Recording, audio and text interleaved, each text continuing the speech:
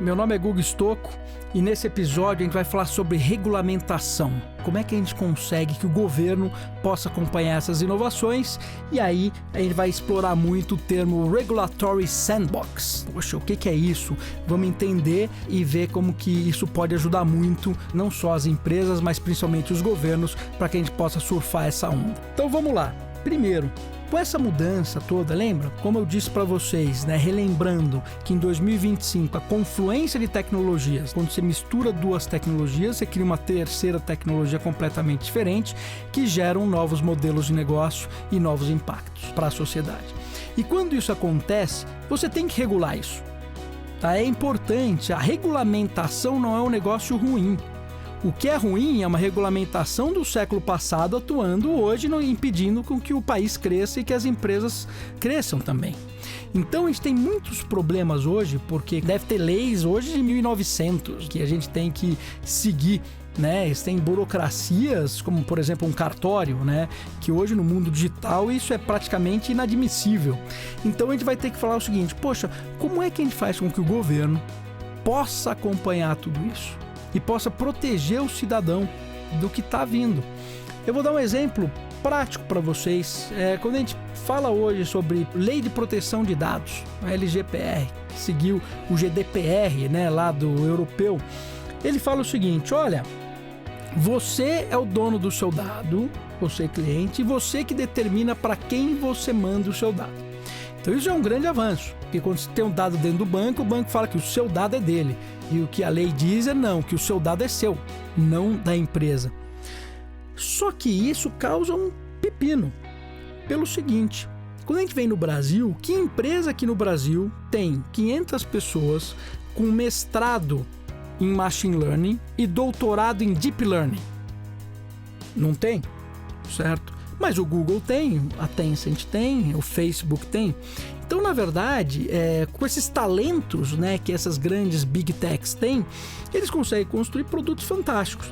Coisa que uma startup no Brasil não tem o mesmo acesso. Porque, primeiro, ela não tem a mesma quantidade de dados. Vocês viram o quanto importante é ter dados para você conseguir criar alguma coisa. O agente que a gente falou no episódio anterior foi um bom exemplo. Como que eu vou acumular esses dados como uma startup?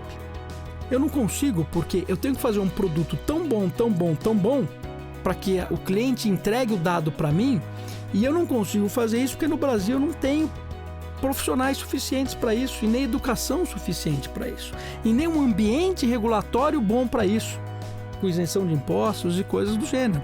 A pergunta que eu faço: você vai deixar de usar o Google? Você vai deixar de usar o WhatsApp? Você vai deixar de usar o Instagram? Se não, a lei diz o seguinte: entrega todos os dados para eles, porque se você não vai deixar, você é obrigado a entregar seu dado. Agora, eu sou uma startup, quero competir com o Google, e se eu usar os dados de uma forma um pouco ortodoxa, vem a lei e me dá uma multa que quebra a empresa. Então, a lei faz o quê? Com que você entregue todos os dados para as Big Techs e que você, como startup, não tenha dados suficientes para conseguir competir. E isso vem um pouco mais, quando a gente fala em nível de governo, também.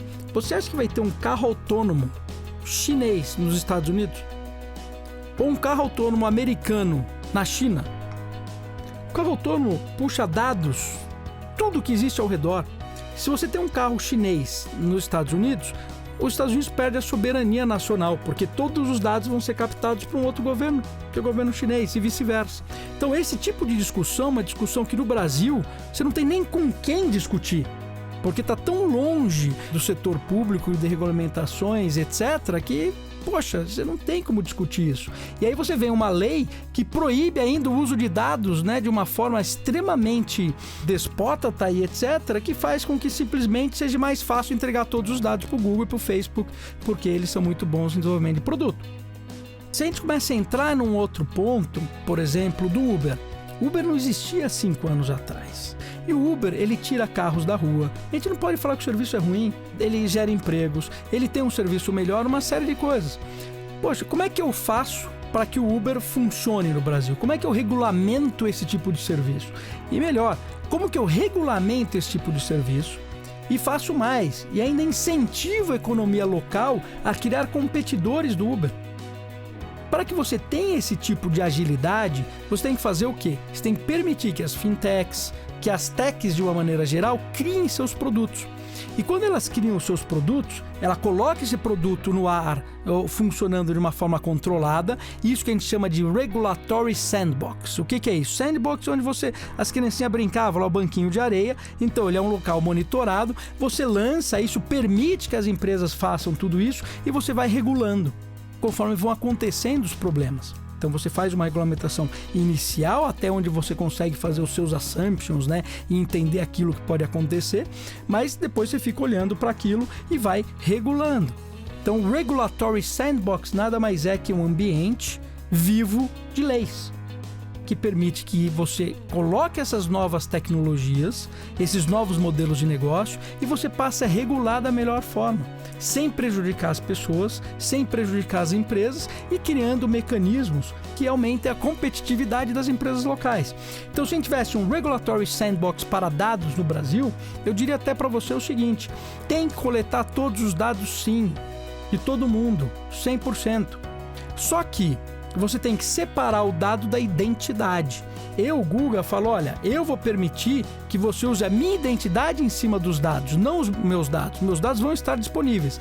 E esses dados têm que estar disponíveis sem a minha identidade, mas para que todas as empresas brasileiras possam consumir e criar produtos para competir com o Google.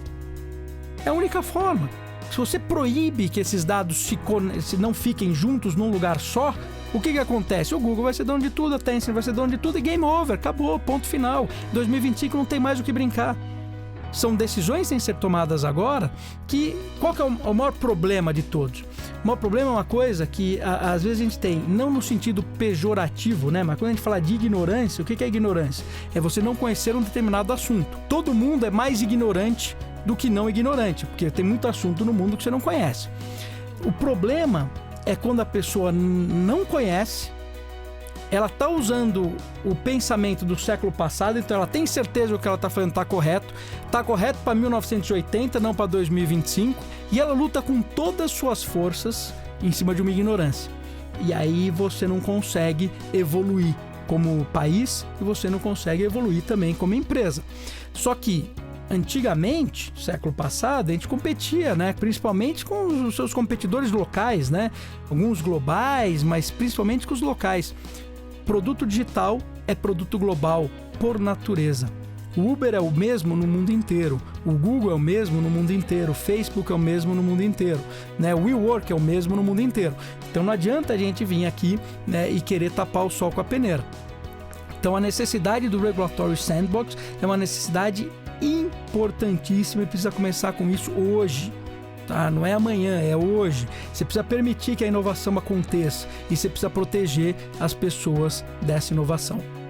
O que acontece? A gente está naquele mundo da singularidade, que tudo acontece muito rápido. Lembrando, por que isso acontece muito rápido? Porque quando a gente junta as tecnologias, você tem uma tecnologia mais poderosa, ela puxa o futuro mais para próximo. Porque você não consegue imaginar um futuro da engenharia genética antes da engenharia genética. Agora, você consegue imaginar um futuro de engenharia genética, que já é um futuro que vem bem antes do que se imaginava, só que você não consegue imaginar um futuro da engenharia genética combinada com quantum computing. Isso você ainda não consegue, mas quando essa tecnologia estiver madura, você vai conseguir fazer esse cenário e você vai ver que você vai chegar no futuro que você imaginava que ia ser 2300, tá? Chega em 2045. Então, criar um ambiente regulatório vivo é uma vantagem competitiva para um governo. É uma vantagem competitiva para uma empresa que quer inovar.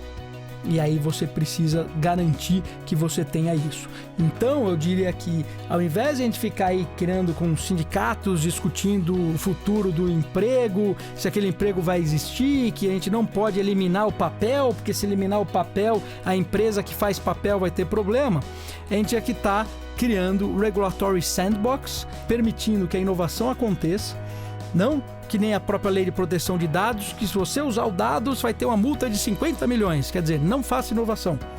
Mas sim, tem um Regulatory Sandbox para ver, olha, esse dado que você vai coletar vai ter que ser desse formato, ele vai ter que ficar armazenado aqui, vamos entender, isso funcionou, ok, vamos separar a identidade do dado, vamos coletar todos os dados, vamos permitir que todo mundo use esses dados e vamos competir com as grandes Big Techs no mundo.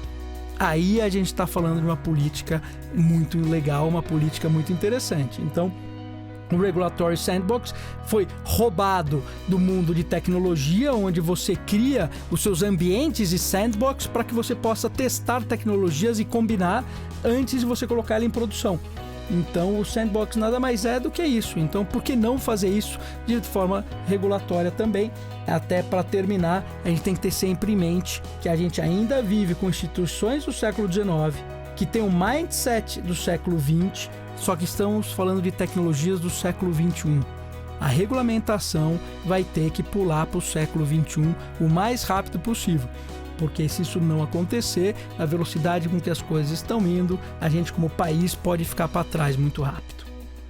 Então, pessoal, um pouquinho de Regulatory Sandbox, pesquisem por aí, eu acho que vai ser bem interessante. E muito obrigado aí por gastar esse tempo todo me ouvindo.